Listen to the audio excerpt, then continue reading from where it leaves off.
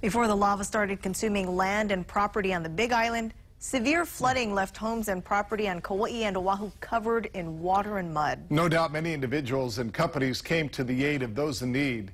In tonight's Business Matters report, we look at one local company that played a huge role in the wake of that recent flooding. Mark Harris and his company, MD Restoration, are still catching their breath after one of the company's busiest times in recent memory.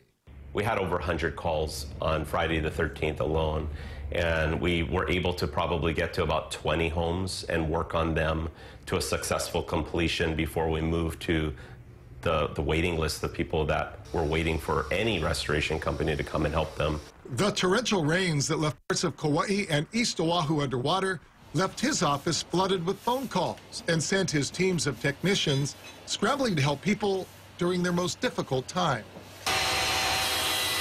Everyone pretty much that calls us, or 99%, they're always calling us for something that they didn't really want to have happen in the first place. It's always an emergency or some sort of disaster. That's why he says his golden rules are to first inform them about their health and safety, and second, go over all the possible scenarios. When we arrive at any type of emergency, I mean, our #1 priority is making sure that we can at least give them some kind of peace of mind by explaining the process of what we're going to do, and then obviously what they should be doing as well to protect themselves. So. It's a far cry from the early days when the company was just Mark, a buddy from preschool, and a couple of rented vans. His buddy worked for a moving company, and Mark, who had left his job running a high-tech company, came up with an idea. I asked him, you know, you see all these people that are going to be moving eventually, whether it's with your company or another moving company, you know, who cleans their house after they move out? He says it was quiet at first, but eventually people started calling for estimates, and a humble company was born. We would scrub toilets and clean ovens and, you know, clean the windows, and that was the extent of it. From there, they started cleaning carpets with rented machines and zero knowledge. But we learned how to do it. It became one of our core services, and then eventually that evolved into water extraction, which is more of the restoration side of our business. Today, MD Restoration has nearly 3 dozen vehicles and more than 50 employees.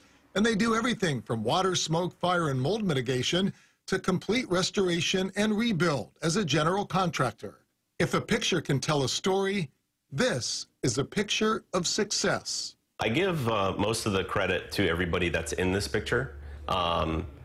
You know, the company was started as a cleaning company, but it's grown because of the people that work here. And he says his secret to success is simple.